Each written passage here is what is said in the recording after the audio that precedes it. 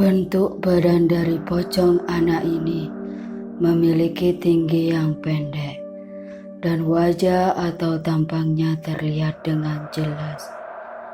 Tidak seperti pocong pada umumnya yang samar-samar atau bahkan sudah rusak.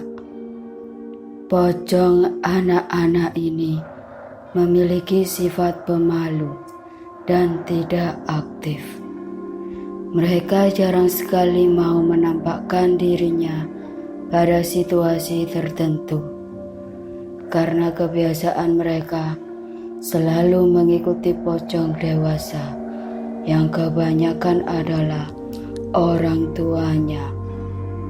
Namun, salah satu kelebihan mereka yang agak merepotkan yaitu mereka bisa berubah atau mengubah dirinya ke dalam wujud manusia utuh yang bisa dilihat oleh siapapun orang yang memiliki penglihatan secara normal. Tentu saja, efek dari kemampuannya tersebut seringkali mengecoh kebanyakan orang-orang karena tidak menyangka bahwa anak-anak yang mereka temui atau mereka sapa adalah jenis hantu pocong anak-anak. Ada suatu pengalaman di suatu malam, sebut saja namanya Dewi.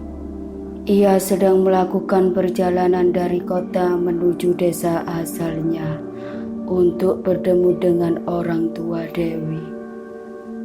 Kondisi jalan yang gelap dan minim penerangan membuat ia agak was-was dalam mengendalikan laju kendaraan.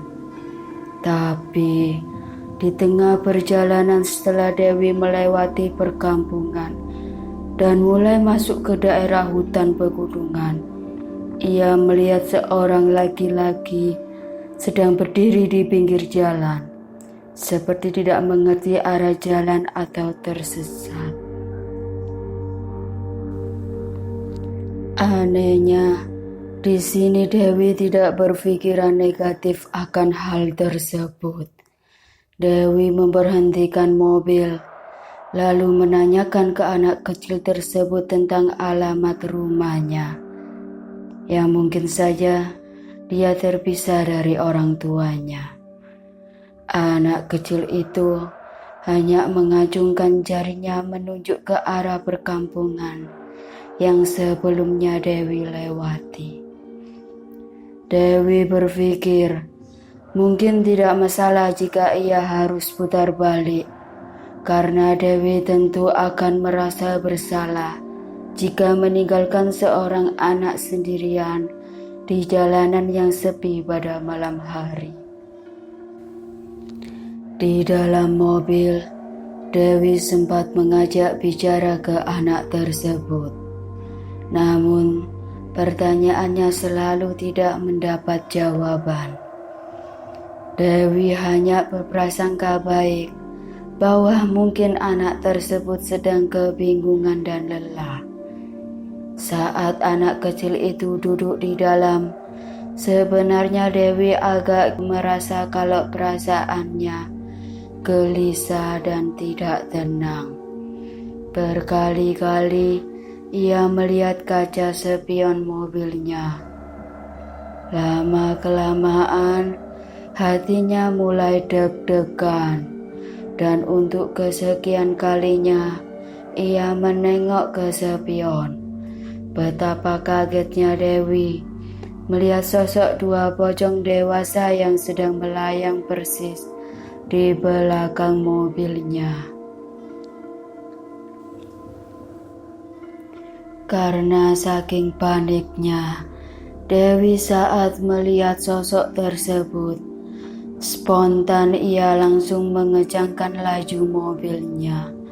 Namun, walau sudah berjalan kencang dan jauh, Dewi tetap melihat dua pocong itu mengikutinya.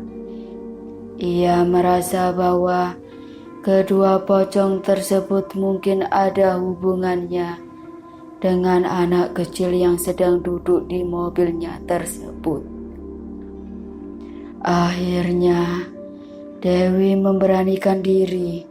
Dewi memberhentikan mobilnya dan membukakan pintu belakang agar anak kecil tersebut turun dari mobil.